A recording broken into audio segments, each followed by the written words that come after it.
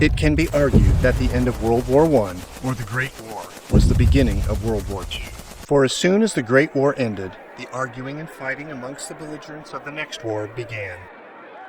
By July of 1919, an unknown corporal by the name of Adolf Hitler is recruited by the German Reichswehr, or armed forces, to investigate the German Workers' Party, a short-lived precursor to the National Socialist, or Nazi Party. The German Workers' Party is already discussing hypernationalism and anti-Semitic themes, and Hitler's oratory skills quickly elevate him to leadership status. By early 1920, Hitler is chief of propaganda in the newly renamed Nazi Party. By November 1921, Italian politician Benito Mussolini founds the Italian National Fascist Party. By October 1922, with the violent intimidation of the party's paramilitary blackshirts, Mussolini legally seizes power as prime minister.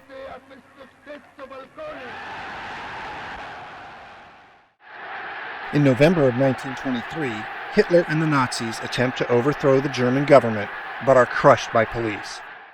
Hitler serves 8 months of a 5-year prison sentence. A few months later, Field Marshal Paul von Hindenburg is elected president of Germany. Hindenburg would later appoint Hitler as German chancellor, sealing Hitler's eventual total control of Germany. In July of 1925, Hitler's book Mein Kampf, or My Struggle, is published. The book is his autobiographical manifesto and details his political ideals and future plans for Germany. By the end of 1925, the Schutzstaffel SS is formed as Hitler's personal protection unit. It will grow to be the foremost terror agency of Nazi Germany. Meanwhile, in Asia, the May 1928 Jinan incident, an armed conflict between Chinese and Japanese forces, begins the long downward slide to the 1931 Japanese invasion of Manchuria. The powerless Intergovernmental League of Nations can do nothing to stop Japan's invasion. In Europe, Hitler and Mussolini take note of the League's weakness when they later take actions against their own neighbors.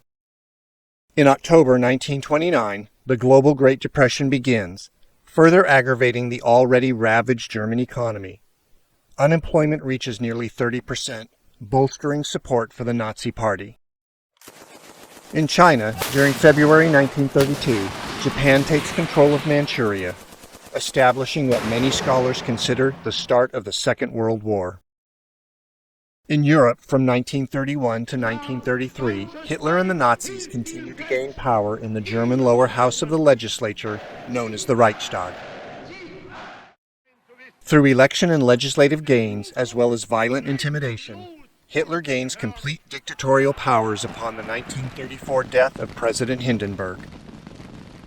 The fraudulent passage of the 1934 referendum consolidates the posts of Chancellor and President into that of Führer. Even army soldiers take the Hitler Oath, swearing allegiance to Hitler himself rather than the nation as a whole. By mid-1935, the now puppet Reichstag legislature passes the Nuremberg Laws, and Germany legalizes the persecution of Jews in Germany.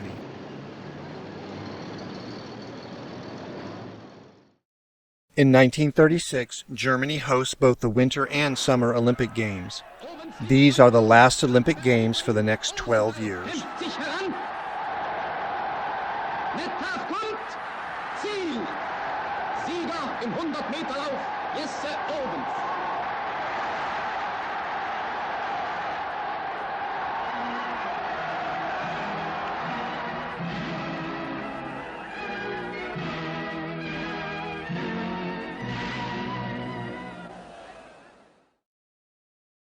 In China, 1937 brings on a number of Japanese attacks against China, and in December, the Japanese begin the 6-week-long rape of Nanjing. Reports detail the Japanese military's brutal mass murder and rape of possibly hundreds of thousands of Nanjing Chinese. In Europe, by a bloodless invasion, Germany annexes Austria in March 1938, and by March 1939 occupies the Sudetenland and, by invasion, Czechoslovakia.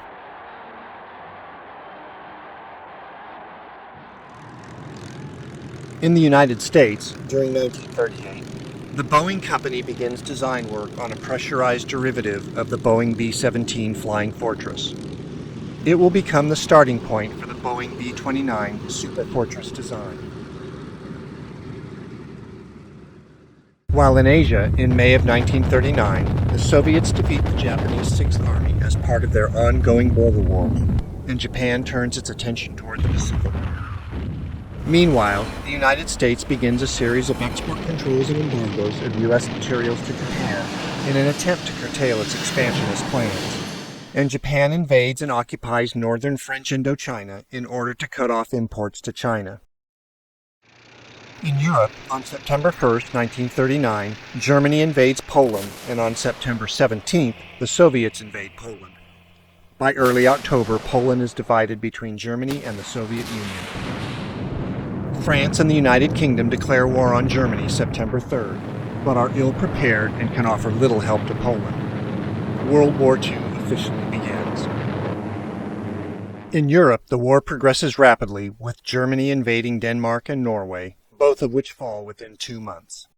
On May 9, 1940, the order is given to begin the invasions of Luxembourg, the Netherlands, and Belgium. All three fall quickly to the overwhelming German forces. The battle quickly advances into France and northwest to the English Channel, where British and Allied troops become trapped. From May 26 to June 4th, the Allies evacuate over 330,000 soldiers by a hastily assembled flotilla of over 800 vessels. The event becomes known as the Evacuation of Dunkirk. In the United States, on May 11, 1940, the Boeing Company submits its Model 345 heavy bomber design to the United States Army Air Corps. While in Europe, on June 10th, Italy invades France and Paris falls to the Germans on June 14th.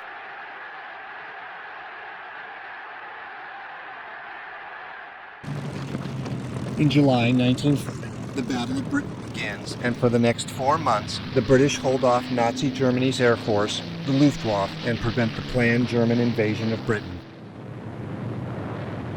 Germany's failure to destroy Britain's air defenses is considered the first major German defeat of the war, and sets the stage for the eventual defeat of Germany in the European theater. Meanwhile, in August 1940, the U.S. Army Air Corps orders 2 Boeing Model 345 XB-29 prototype bombers. In May 1941, Boeing received a production order for 14 B-29 test aircraft and 250 production aircraft.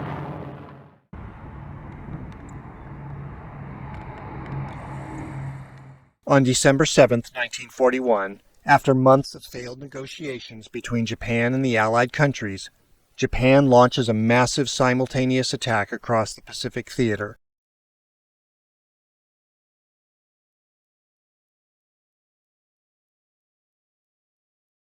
Japan attacks the U.S. Pacific Fleet at Pearl Harbor, Hawaii, the Philippines, Guam, Wake Island, Malaya, Thailand, and Hong Kong. Japan damages the U.S. Pacific Fleet at Pearl Harbor, allies with Thailand, and occupies the other attacked locations throughout much of the Pacific War. The United States, United Kingdom, China, Australia, and other countries formally declare war on Japan. Japan continues to advance in the Pacific and by mid-1942 reaches the extent of its conquests. With the massive resources and industrial capacity of the United States coming online, the Allies begin to take the initiative around the globe. In the Pacific, in early May 1942, the Japanese naval advance is halted at the Battle of the Coral Sea, just east of Australia. This battle marks the first time in which aircraft carrier battle groups engage each other by aircraft alone, without sighting or firing upon each other.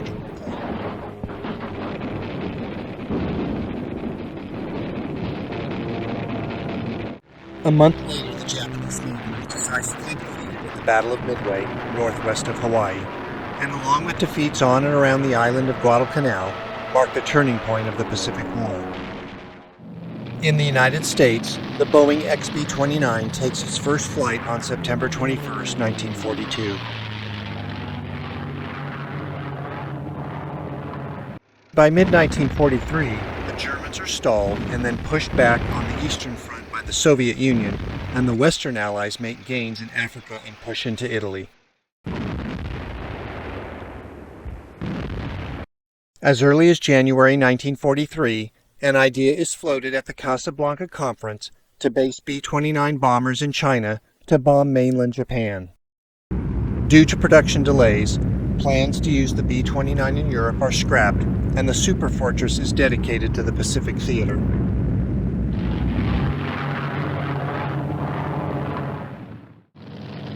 By October 1943, the plan to base B-29s in China, known as Operation Matterhorn, is approved.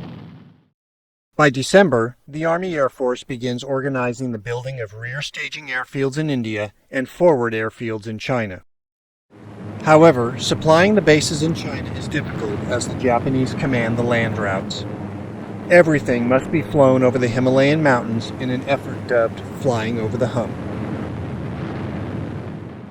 Meanwhile, in the Pacific, the United States and its allies island hop throughout the South Pacific at dozens of landing points and push back the Japanese.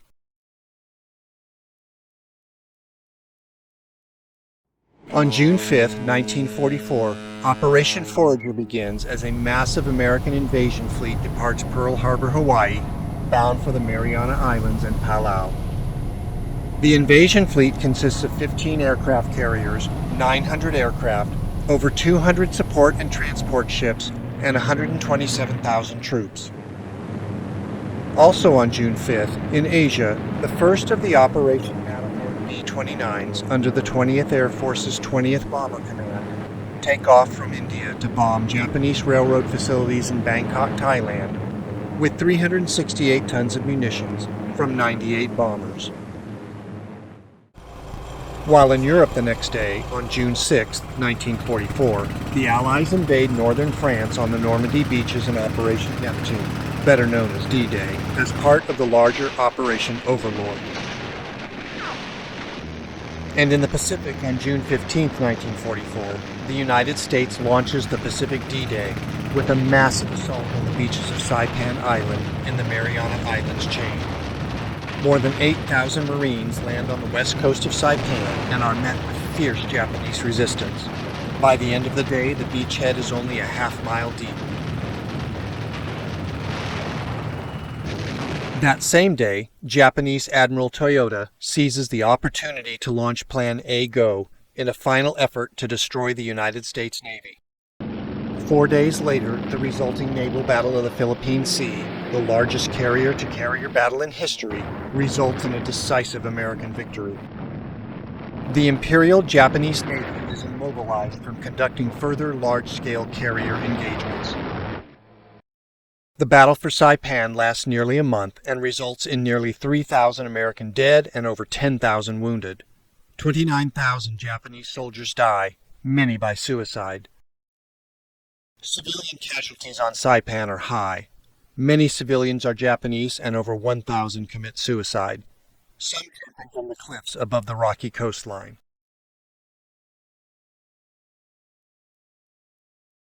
By the end of August, U.S. forces take nearby Tinian and Guam with additional fierce fighting. That same June 15, 1944, as the battle for Saipan begins, 75 B-29s take off from bases in China and bomb the steel production facilities at the Japanese mainland city of Yawata. The Yawata raid is the first attack on the Japanese mainland since the 1942 Doolittle raid and marks the beginning of the strategic bombing campaign over Japan. 68 Yawata bombers return safely. While inflicting little damage to the steelworks, the raid reveals shortcomings in Japanese air defenses and is an intelligence coup. But Operation Matterhorn's 20th Bomber Commander, Brigadier General Kenneth Wolfe, is unable to launch follow-up attacks and is replaced by Major General Curtis LeMay, a veteran of bombing attacks against Germany. From July 1944 through January 1945, 11 B-29 bombing raids are conducted against Japan from China, with over 570 B-29 sorties. But in the Pacific, the capture of Saipan Island in July 1944 places forward American forces within 1,300 miles of Japan and within the 1,600-mile operating radius of the B-29. A Japanese admiral is quoted as saying, "Our war was lost with the loss of Saipan." U.S. Marine Corps General Holland Smith said, "It was the decisive battle of the Pacific offensive." Once in American hands, 6 airfields are quickly built or expanded on the islands by the Naval Construction Battalion, or Seabees, nicknamed after the letters C and B in Construction Battalion. And by November of 1944, the U.S. launches the first B-29 missions against Japan from the Marianas. But in Asia, despite improvements by General LeMay in the Operation Matterhorn campaign, by the end of January 1945, the B-29 missions from China are phased out. Operation Matterhorn is deemed an overall failure as the attacks had little impact on Japanese war production. In Europe, the Allies launch Operation Grenouille in southern France in August 1944, while the Soviets attack at multiple points along the Eastern Front.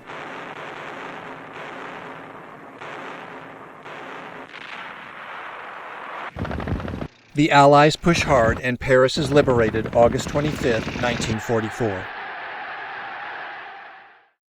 In the Pacific, with the airfields completed on Saipan, Tinian, and Guam, the U.S. strategic bombing of Japan begins in earnest.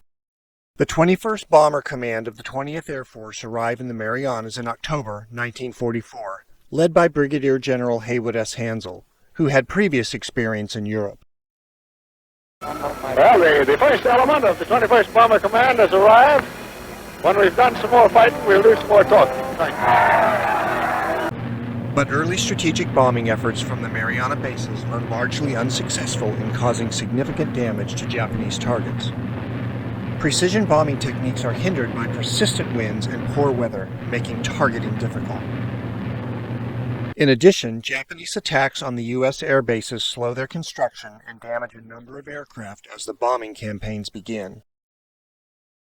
By mid-January 1945, Brigadier General Hansel is replaced by General LeMay as Operation Matterhorn in China winds down. However, even LeMay achieves only mixed results early in his command. But the firebombing of Kobe, Japan on February 4th and of Tokyo on February 25th achieved greater success and show the effectiveness of new firebombing efforts.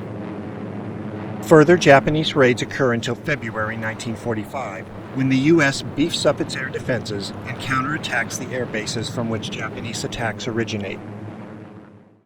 In particular, the U.S. concentrates on attacking the island of Iwo Jima, roughly halfway between the Marianas and the Japanese homeland, as it is a primary staging base for Japanese attacks. Ahead now stood Iwo Jima, the most heavily fortified island in the world. Buried deep underground lay 20 years of Jap preparation for murder. 20,000 of their toughest fighting men waited for us to make the first move. From February 19th to March 26, 1945, the U.S. invades and captures the island of Iwo Jima and puts an end to the Japanese attack staged out of the island. Like much of the Pacific War, the fighting on Iwo Jima is brutal and fierce.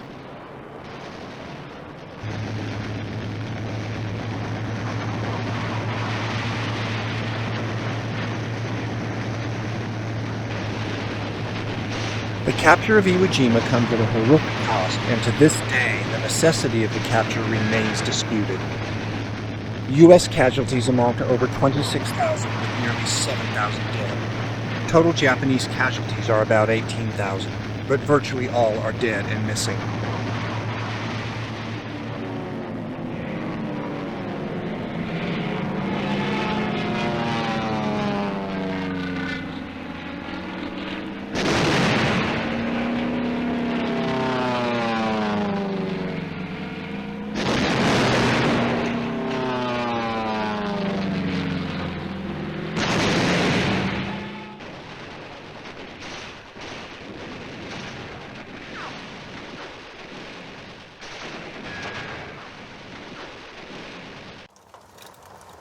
Like many aspects of all wars, 2020 hindsight always creates as many questions as answers.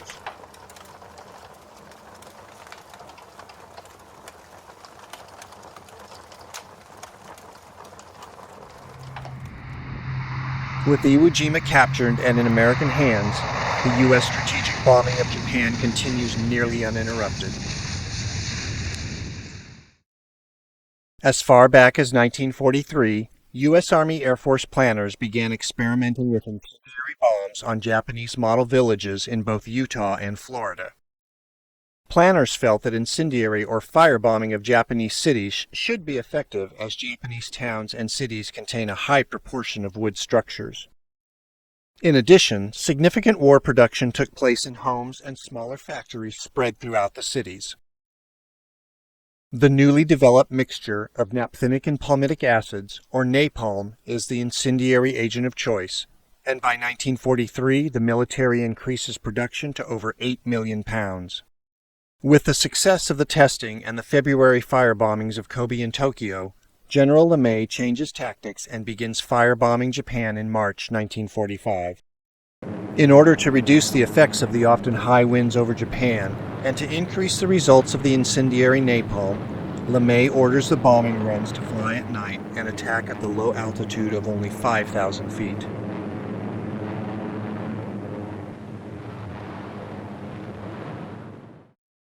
LeMay also orders many of the B-29 anti-aircraft defensive guns removed to save weight and increase the bomb loads.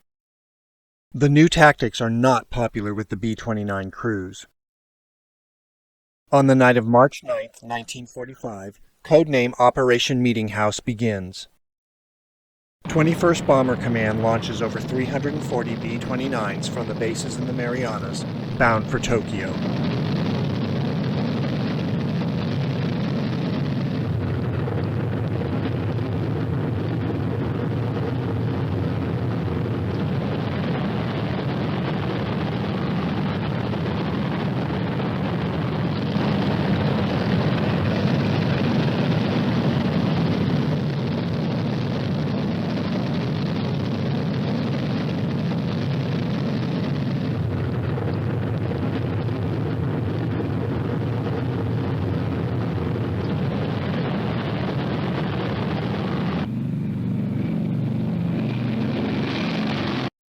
The bombers begin to arrive over Tokyo in the early morning of the 10th and drop over 1,600 tons of incendiary bombs.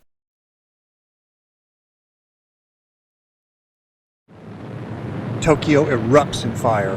The civil defense services, police, and fire departments are overwhelmed by the attack, and 16 square miles of the city is destroyed.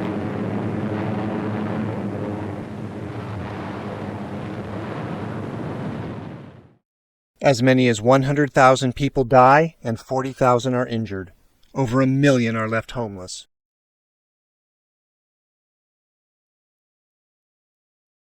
Air crews in the last of the bombers report the smell of burning human flesh in the aircraft cabins.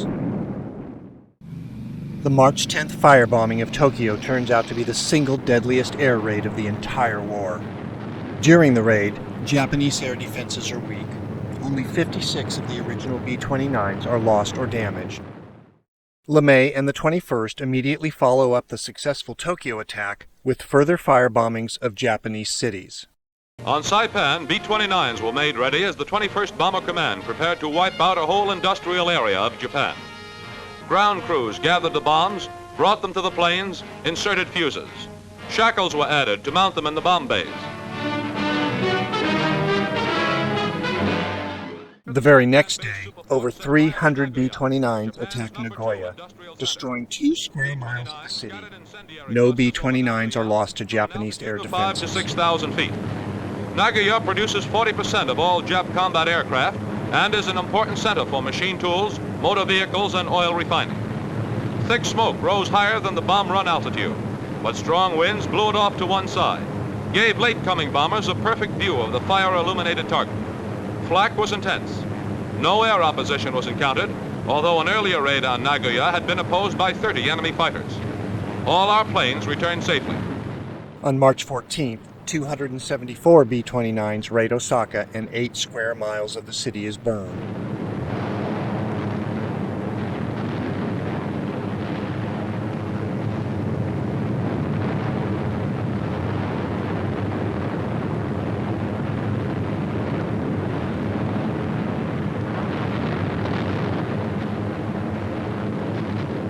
Kobe is attacked again on March 17th by over 330 B-29s, and half the city is destroyed.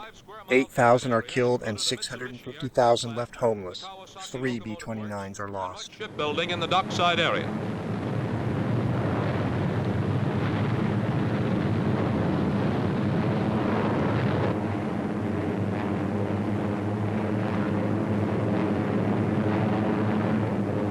Flak was meager to intense. This is the glare of a searchlight. The results of this heavy raid: 9 square miles of Kobe reported completely aflame. Another 3 square miles badly hit. The next night, Nagoya is attacked again with 3 square miles reduced to ashes. 1 B-29 is shot down and its crew is rescued after ditching into the ocean. The second Nagoya attack marked the end of the first phase of fire bombings, as the 21st Bomber Command simply ran out of incendiary bombs. An Air Force review determines that the incendiary bombings of Japan are very successful and that American losses are low. Washington, D.C. agrees and develops plans for additional raids against more Japanese cities. Washington determines that the bombing campaigns will be an integral preparation for an Allied invasion of the Japanese homeland.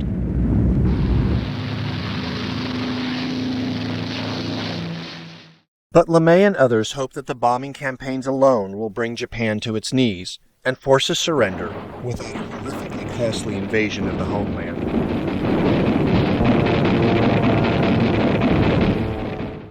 With the bombings, Japan brutally discovers that its homeland air defenses are unable to cope with the American attacks, and Japanese war production is reduced.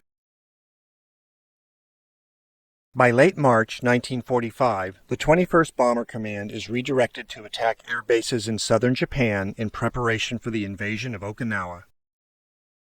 On March 26th, U.S. Marines land on the Kurima Islands, southwest of Okinawa Island, and after 5 days secure the islands as a staging area for the assault on Okinawa. On the night of March 27th, the 313th Bombardment Wing of the 20th begins using B-29s to lay mines along the coast of Japan. Codenamed Operation Starvation, the mining operations go on to significantly disrupt Japanese shipping. Mining sinks nearly 300 ships, accounting for nearly 10% of all Japanese merchant shipping destroyed during the war.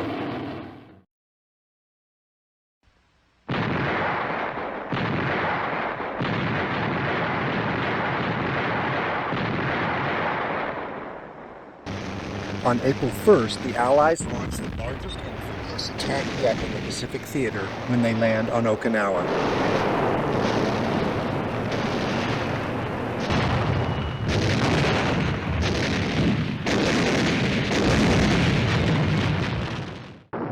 Over the next nearly 100 days, the ferocious battle wears on. The battle will become known as the Typhoon of Steel for the brutality of the ground fighting, the Japanese kamikaze or suicide attacks, and the massive Allied armada of ships and equipment. Casualties skyrocket, and by the end of the battle, the U.S. suffers over 20,000 dead and 60,000 wounded. Thousands more die after the battle from the various wounds. Okinawa has a large native population, and thousands are forcibly conscripted by the Japanese military and die in battle. Thousands more natives die as human shields, by starvation and execution, or simply from the intensity of battle. The U.S. military estimates that over 110,000 enemy combatants die in the battle, but this also includes conscripted Okinawans. During April 1945, General LeMay continues to send fleets of B-29s to attack the mainland. During the April raids, the first P-51 Mustang fighter escorts from the recently secured Iwo Jima joined the B-29s.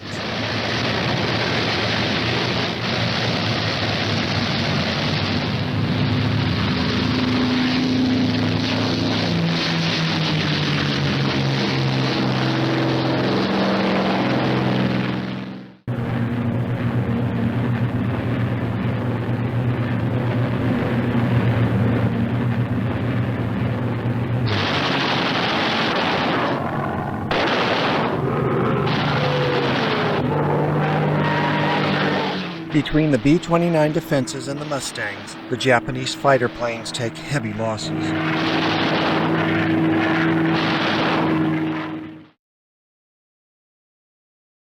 Throughout April and into May, LeMay resumes the nighttime firebombings, and multiple attacks target the cities of Tokyo, Kawasaki, Yokohama, Yamato, Kure, Toyama, and Konan. Over 17 square miles of Tokyo alone are razed in the infernos. Other cities burn as well. Few bombers are lost. By the end of April 1945, LeMay commands over 1,000 B-29 Superfortresses at the Mariana bases, now the most powerful air unit in the world. As the month of May drags on, 21st Bomber Command continues to launch massive assaults on mainland Japan. Raids with over 500 B-29s attack a variety of cities, including Nagoya and Tokyo. Thousands of Japanese are killed and wounded, with hundreds of thousands left homeless. Over 90 square miles of urban area are destroyed.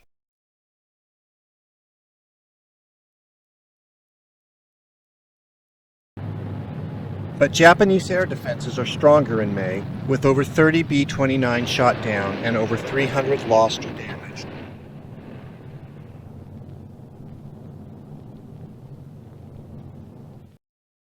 In mid-June, a new targeting plan, known as the Empire Plan, is implemented. The Empire Plan redirects the firebombing attacks to 25 smaller cities, while the precision bombing continues to attack targets in the large cities. The smaller targets have virtually no air defenses, and Army Air Force losses are small. As the Empire Plan continues through June and July, smaller and less significant targets are added as the original targets are destroyed. Dozens of cities are attacked.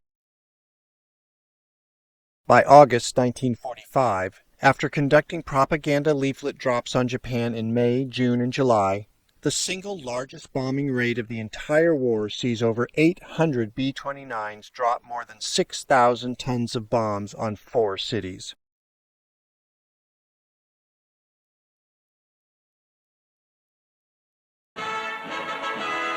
By now, the Empire of Japan is essentially hunkered down, preserving its fighting forces and material for the expected mainland invasion by the Allied forces. American workers also stay on the job. B-29 bombing raids and other attacks fly virtually unopposed. Extra B-29 Superfortress. They cheer the great bomber on its way to blast Japan. From now on, the only target for United States military might. General LeMay is later quoted to have said, "It was safer to fly a combat mission over Japan than it was to fly a B-29 training mission back in the United States." Little known to the rest of the world, the United States, along with assistance from Britain and other allies, embarks on a top-secret project codenamed Development of Substitute Materials. Later dubbed the Manhattan Project for the Army's Manhattan, New York Engineering District, the project will later involve over 30 research and production sites. Los Alamos, New Mexico becomes the design, assembly, and testing site for the proposed nuclear fission bomb. The project runs up costs of over $20 billion inflation-adjusted dollars, and before the end of the war, produces several working nuclear bombs. Over 90% of the cost is devoted to building and running factories to produce the small amounts of fissile materials required for the working bombs. By the end of 1943, the Army Air Force begins modifying B-29s under codename Silver Plate to carry the nuclear bombs. Extensive preparations are made and testing is conducted for the nuclear test, including a 100-ton conventional TNT test explosion.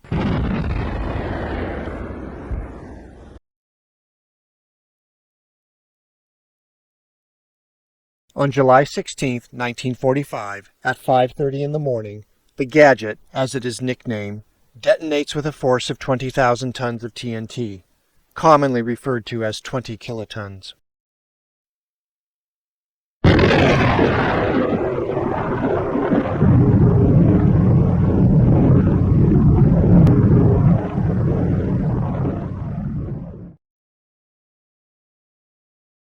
The resulting nuclear fission reaction flashes like the sun itself.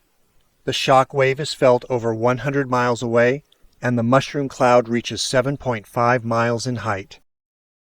Residents of El Paso, Texas hear the explosion, and the Army releases a cover story of a nearby munitions explosion. Years later, physicist Robert Oppenheimer, the Los Alamos director, recalled a Hindu verse that occurred to him at the test. "Now I am become death, the destroyer of worlds." By mid-1945, multiple invasion studies, based on the results gained from various island invasions, predict that an Allied invasion of the Japanese homeland will result in as many as 800,000 Allied dead, with 4 million Allied casualties overall. The Japanese themselves predict up to 20 million Japanese deaths. With such high casualty predictions, the Allies even contemplate chemical and biological weapons to weaken the Japanese.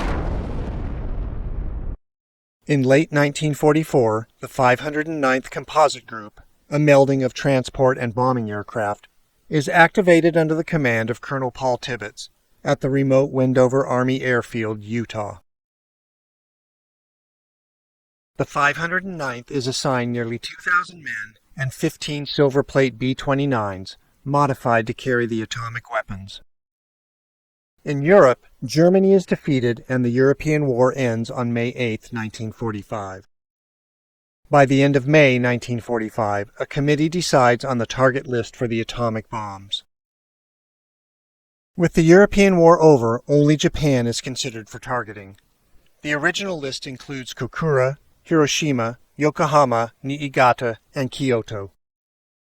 Kyoto is later removed from the target list by the order of U.S. President Harry S. Truman because of its historical and cultural significance. By July 25th, Nagasaki is placed on the target list. And at Potsdam, the most powerful coalition in our time faces its greatest challenge. On July 26, Allied leaders issue the Potsdam Declaration, calling for the surrender of all Japanese armed forces, or suffer the complete destruction of Japan. And to final victory over Japan. Shortly after these first meetings, significantly, authorization was made for the surrender ultimatums broadcast to Japan. Never before have 3 men borne so heavy a responsibility to build from a war-torn world a new cornerstone for mankind. There is no reference to the nuclear bomb. Japan rejects the Potsdam Declaration, citing previously stated surrender conditions already unacceptable to the Allies. With no hope of surrender, the U.S. military prepares the first atomic bomb, codenamed Little Boy, and delivers the components to North Field, Tinian Island, in the Marianas. Hiroshima is selected as the first target. Colonel Paul Tibbets leads the first mission and names his B-29 Enola Gay after his mother.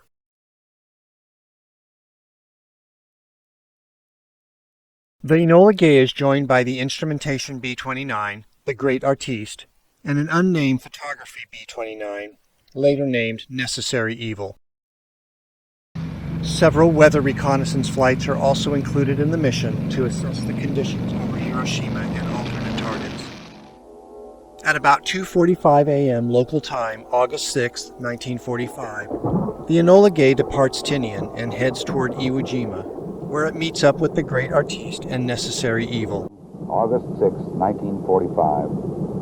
Colonel Tibbets takes the Enola Gay down the runway into the air, beginning the 6 1/2 hour flight to Japan.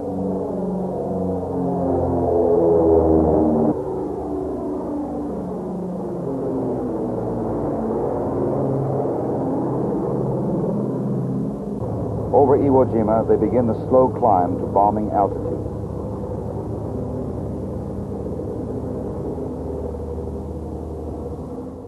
The aircraft, flying at just over 32,000 feet, arrive over a clearly visible Hiroshima. The target point is to be the T-shaped bridge in the center of the city.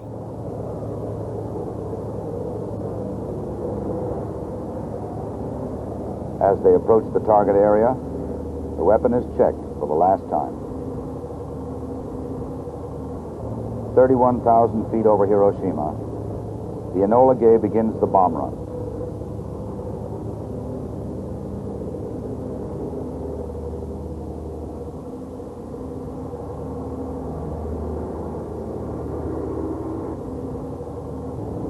The bomb is dropped. Little Boy, already fully armed 30 minutes before release, drops from the bomb bay at 8:15 a.m. local time. The aircraft banks away at high speed.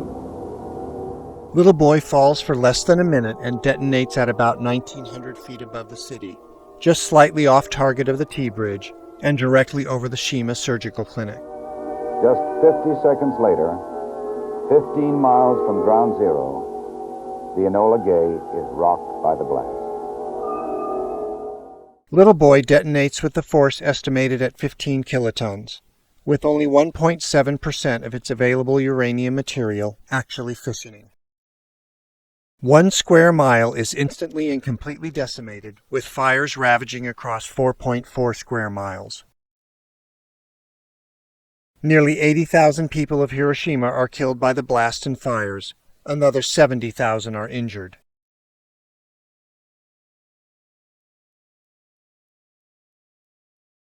Enola Gay, the great artiste, and necessary evil all return to Tinian after the 12-hour mission. Colonel Tibbets disembarks Enola Gay and is presented with a Distinguished Service Cross right there on the aircraft apron. After the success of the Hiroshima bombing, U.S. President Harry Truman issues a statement. A short time ago, an American airplane dropped one bomb on Hiroshima and destroyed its usefulness to the enemy. That bomb has more power than 20,000 tons of TNT. The Japanese began the war from the air at Pearl Harbor. They have been repaid many-fold, and the end is not yet. With this bomb, we have now added a new and revolutionary increase in destruction to supplement the growing power of our armed forces. In their present form, these bombs are now in production, and even more powerful forms are in development. It is an atomic bomb.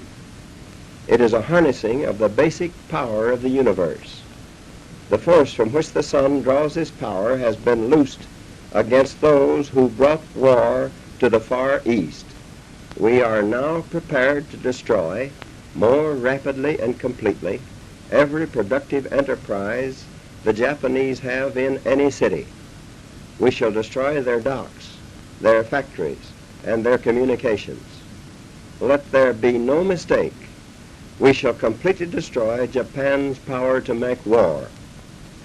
If they do not now accept our terms, they may expect a rain of ruin from the air, the like of which has never been seen on this earth. We have spent more than $2 billion on the greatest scientific gamble in history, and we have won.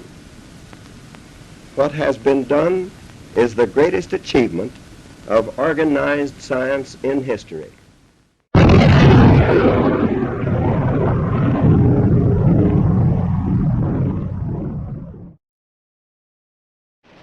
Japan refuses to surrender. On August 9th, the Soviet Union officially declares war on Japan and launches an invasion of Manchuria.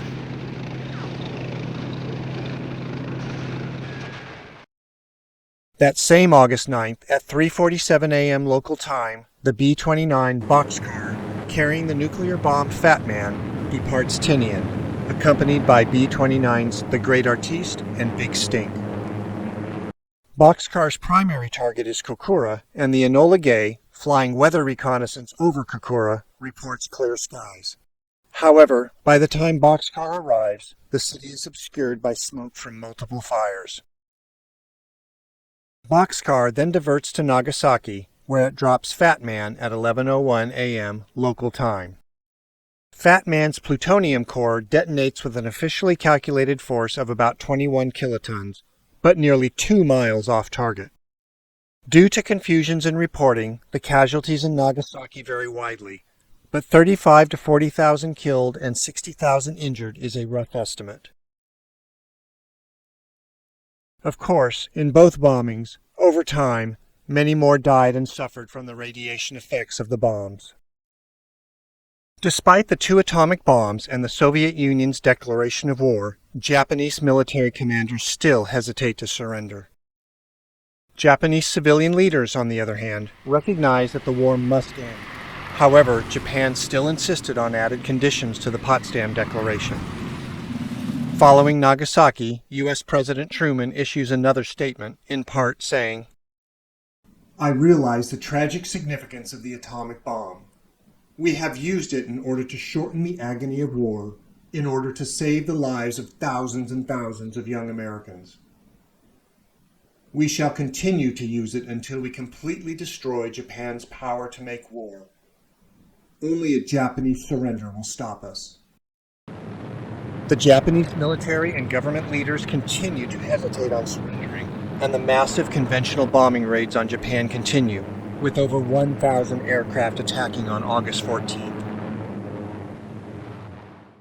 President Truman even ponders an order to drop an atomic bomb on the Japanese Imperial Palace, but concludes that would leave no one in authority to order a surrender. In the evening of August 14th, Emperor Hirohito convinces the various cabinet members to accept the terms of peace and records a surrender speech. That same night, a coup is attempted to take over the Japanese government. The Imperial Palace is occupied, but by morning the attempt is abandoned.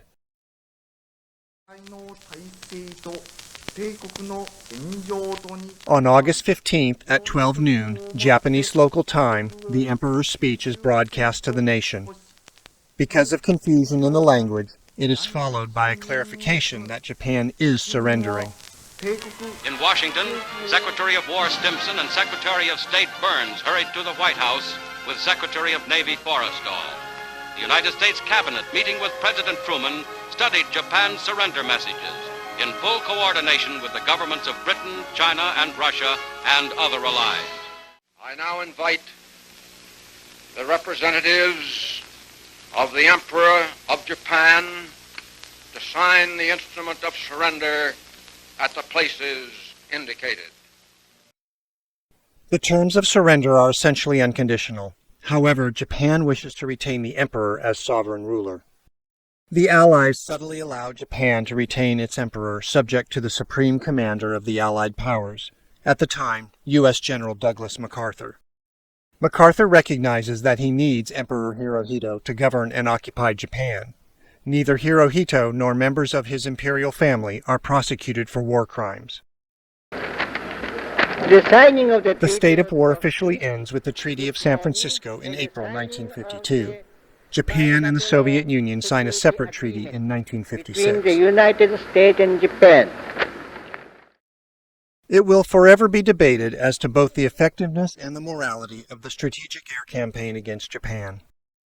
At the time, the Allies considered it essential to devastate Japan with the precision and incendiary bombings in order to end the war and prevent a horrifically bloody homeland invasion. And when it became available, it was also considered essential to use the nuclear bombs to bring home the message that Japan was to be utterly defeated. In the end, the use, and the threat of continued use, of the atom bomb, along with the declaration of war by the Soviet Union, finally convinced Japan to surrender. But the genie was out of the bottle. Multiple countries developed their own nuclear weapons, and the world will forever be living under a nuclear Damocles sword. On this spot, outlined in stone, is a figure representing the average man, regardless of his race or creed. These atomic footprints on the sands of time can never be erased. They point a path which leads to unparalleled progress or unparalleled destruction. Just as in the darkness of the desert morning when the atomic age was born, atomic power puts the question squarely to mankind.